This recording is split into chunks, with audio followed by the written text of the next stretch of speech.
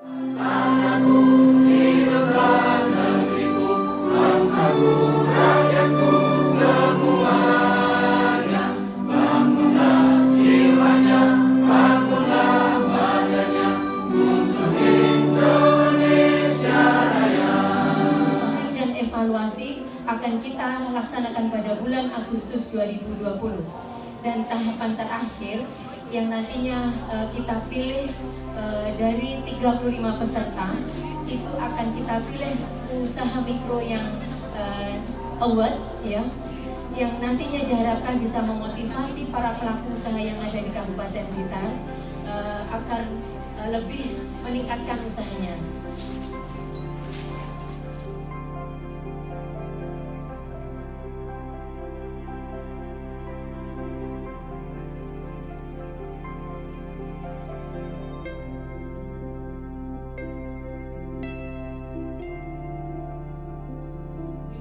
Jadi di sini adalah tempat seleksi persaingan panjenengan antar teman kami secara sehat.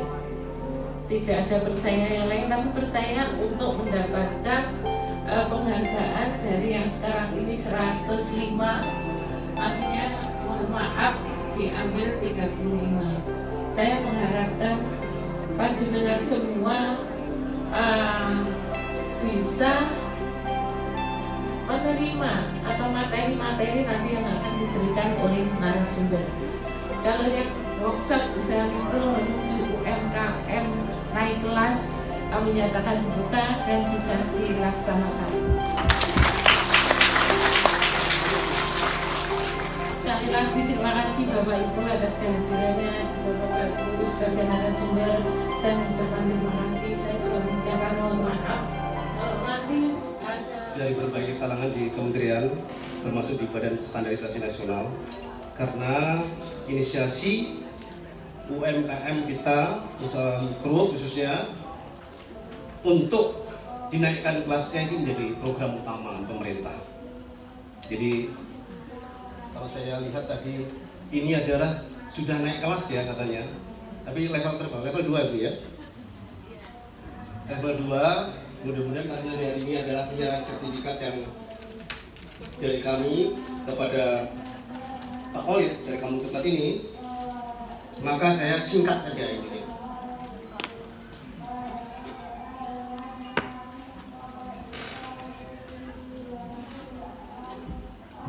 Pertama Ibu Bapak sekalian, memperkenalkan standar-standar yang kira-kira bisa membantu. Kalau saya lihat di sini adalah kebanyakan adalah makanan dan minuman, ada kerajinan, itu juga ada hubungannya dengan standarisasi. Sebelum ke sana, mumpung masih ingat, saya harus kenalkan ini. Ada 2 orang. BSN itu mempunyai kantor cabang di Surabaya yang baru dibuka 2 tahun ya, baru 2 tahun ya, 2 tahun. Ini ada Mas Romi dan ada Mas Yudi, ada di mana? Mas Yudi sebelah sana. Ini yang akan muter nih Pak.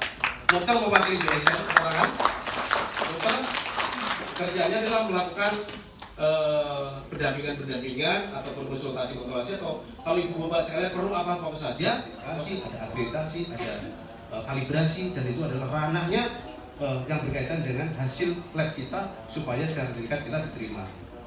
Jadi buat saya ulangi lagi ya. Pertama, BSN menciptakan atau mengesahkan suatu SNI, yang SNI itu berapa dari mana saja boleh. Sekarang ini jumlahnya ada 12 ribuan loh ya, banyak sekali. Kalau ada di ruangan ini, SNI-nya tidak lebih dari atau lebih dari 20 biji. Saya yakin persis, semua yang kita lihat, listrik, mulai kabel, semua itu AC, ada kulkas, ada mikrofon, ada HP, semua ada SNI-nya juga. Cuman yang terkenal cuman helm. Tadi saya berjalan, saya tangkap tadi berjalan, prosesnya mudah, ya kan? Tinggal nanti komitmennya apa, mudah-mudahan berjalan di Blitar. Karena di kabupaten lain nggak jalan Bu, banyak kan nggak jalan, Bu saya cek itu. Nggak jalan, kalau di Blitar jalan, alhamdulillah. Nah, ini berita yang sedikit mungkin baru. Kita ini berusaha Ibu sekalian bersama dengan Badan POM dan Kementerian Agama untuk sertifikat 3 itu, SNI, halal dan MD itu dulu kita baru mengusulkan kalau bisa waktunya sama, tapi pada nggak mau. Sekarang kena getahnya, karena apa? Ada Omnibus Law. Di Omnibus Law kita mengusulkan itu jadikan satu sertifikat. Nah, kalau bisa, alhamdulillah nanti jadi biaya ringan, tidak rebet, terbentar ngurus kalau bisa. Produk-produk Indonesia, tetapi ada pertanyaan, persyaratannya harus standar. Nah ini dia, persyaratan harus standar. Kalau produk makanan, olahan, ekspor harus HACCP harus masuk. Kota Blitar yang ini juga potensi luar biasa. Pasti kita lihat produk-produk yang barangkali kita bisa berdampingan sinergi dengan dinas untuk membawa beberapa produk. Kalau untuk kepentingan ekspor dan seterusnya, terus terang saja kami banyak juga launching kemarin ada hari kopi ya, tanggal 11 Maret itu di semua KLT kita mengadakan namanya Festival Kopi. Tepuk tangan untuk Pak Bambang. Karena mungkin kalau yang lain dapat paling lewat tos, tapi kali ini benar-benar diantar sendiri oleh beliaunya. Jadi jarang sekali kita bersyukur hari ini bisa bertemu beliau. Jadi SNI se-Indonesia ini sing kowe iki panjenengan ini. Biasanya paling leh tanda tangan, tapi hari ini bisa berhadapan dengan kita. Mudah-mudahan beliau terus sehat, terus mengabdi untuk bangsa dan negara ini. Bapak Ibu semuanya, jadi mungkin sudah banyak yang tahu bahwa sejarah Kampung Coklat kita mulai dari kita menanam sendiri mulai buat bibit tahun 2004, 2005, keliling terus cara menanam coklat dan sebagainya.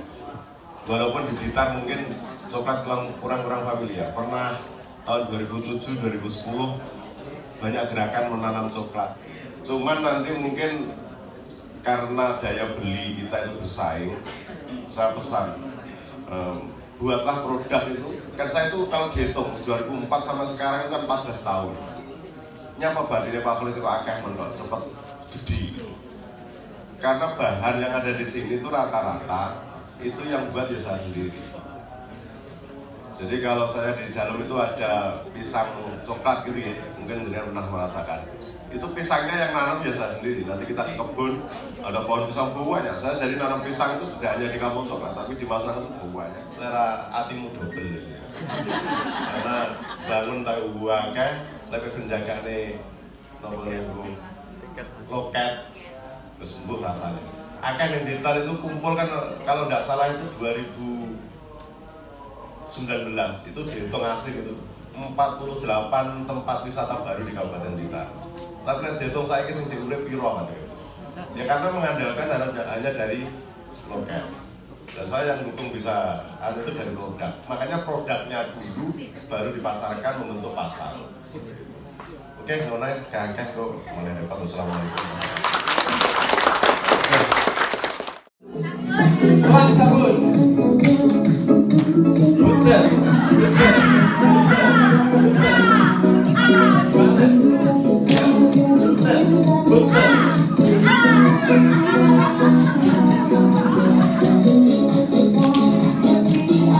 Dari atas, balas ya.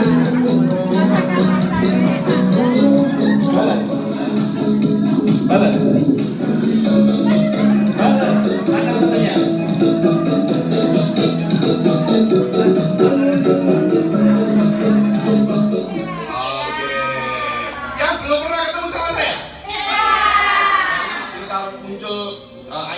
Baru ya kayak Kampung Coklat ini muncul ya, ini yang dulunya Blitar itu nggak kelihatan di kota, sekarang itu kelihatan di peta gitu loh.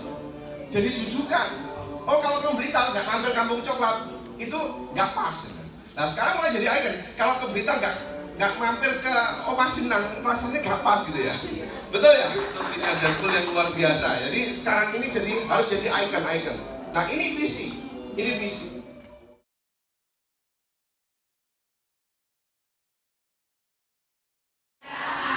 Dan itu ada gerakannya begini. Sukses itu gerakannya begini.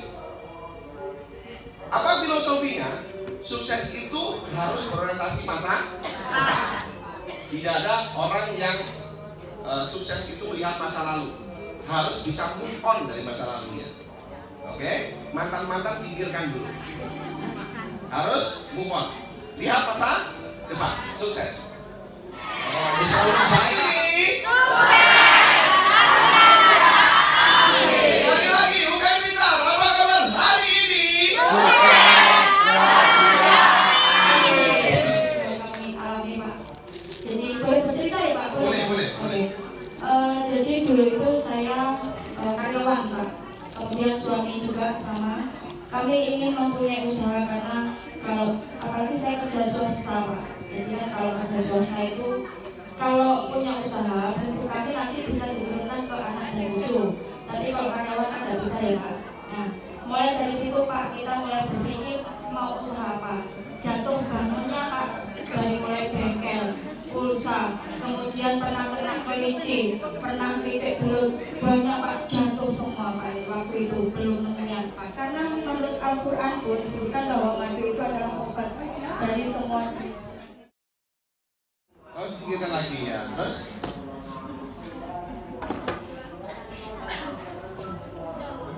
oke, terus nyampe nggak Pak? Nyampe. Ya, tepuk tangan dong. Dan di depannya ada halangan. Berarti harus siapa kan? Singkirkan. Karena goalnya jelas. Nah, sekarang coba kesimpulan.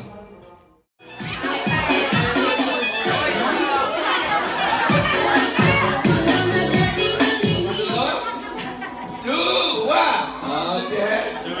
Tiga, oke. Empat. Lebih cepat lagi. 1, 2, 3, 4. 1, 2, 3, 4. 2, 3, 4. 1.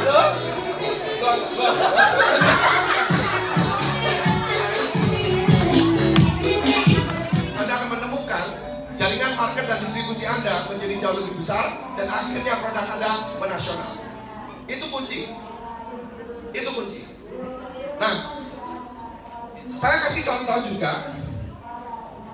Saya awalnya tidak memiliki mesin ketika saya membangun bisnis konveksi. Ketika saya pesanan-pesanan, saya hanya berkolaborasi. Tapi sekarang saya sudah punya mesin sendiri, sudah punya pegawai sendiri. Itu pun tidak akan mencukupi.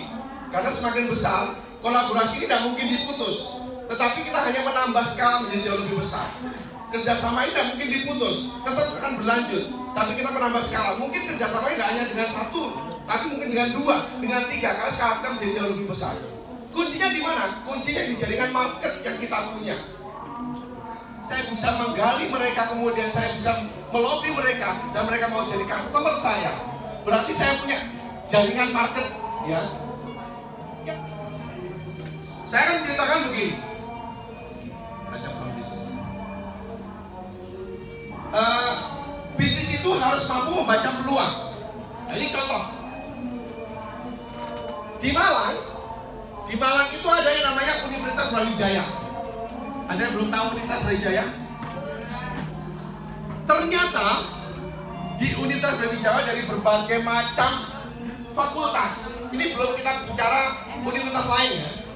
Hanya di Brawijaya. Ternyata dia punya total mahasiswa dari berbagai fakultas dan jurusan. Itu totalnya ada sekitar 12.000.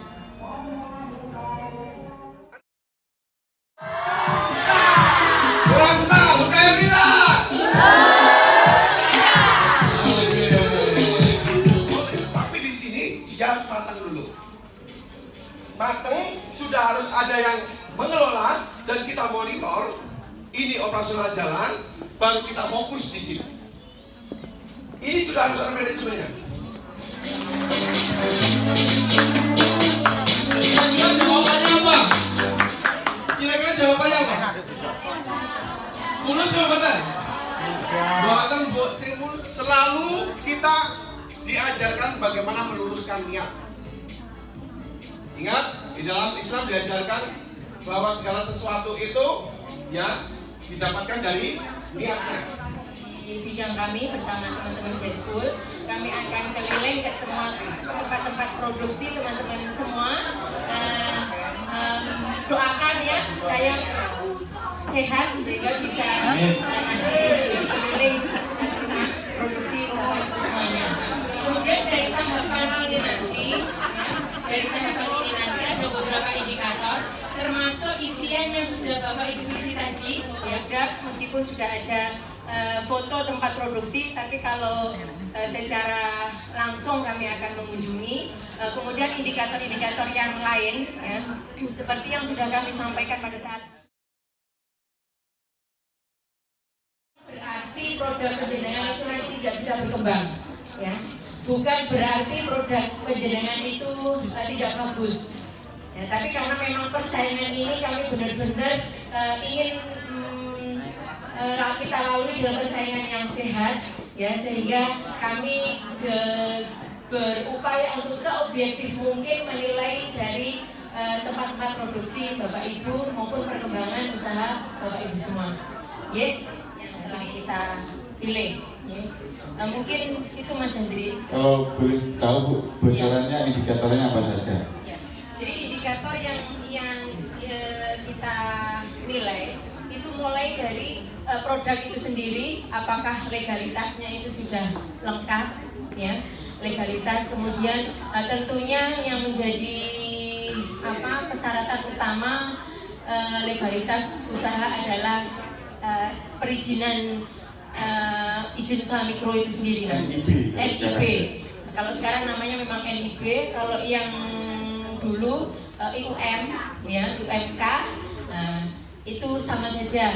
Tapi ini dari himbauan dari DPMP TSP yang IUMK ini diupayakan untuk didaftarkan di DPMP TSP sehingga menjadi NIB dan terdaftar di DPMP TSP. Kemudian untuk selanjutnya ini ngerepek ya. Jadi bagaimana produk penjenengan pengelola itu baik dari sisi keuangannya, ya, dari sisi keuangannya itu sudah menggunakan secara digital maupun dari sisi pemasarannya misalnya. Jadi tidak hanya kalau kita harus menjemput bola, sekarang musimnya ini sudah online semua, tapi saya rasa di sini semuanya sudah pinter mengoperasionalkan untuk pemasaran online karena sudah kita beri pelatihan Mas Inyo ya.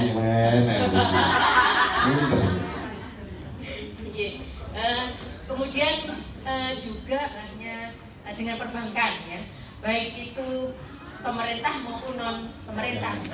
Nulis sudah melaporkan keuangan secara profesional. Saya kira belum semua, termasuk saya sendiri. Jadi nanti dipersiapkan saja, mungkin laporannya sederhana, mungkin penjualan, pembelian, pemasukan dan pengeluaran. Nah, itu mungkin secara sederhana seperti itu. Terus yang kedua mungkin persiapan juga tempat produksinya. Tempat produksi itu penting. Ada nggak ini yang sudah belum PIRT bidang makanan? Dan ini rata-rata di sini adalah yang paling besar adalah bidang makanan. Yang makanan siapa saja ini? Angkat tangan dulu. Makanan dan minuman, makanan dan minuman. Celorjo berapa?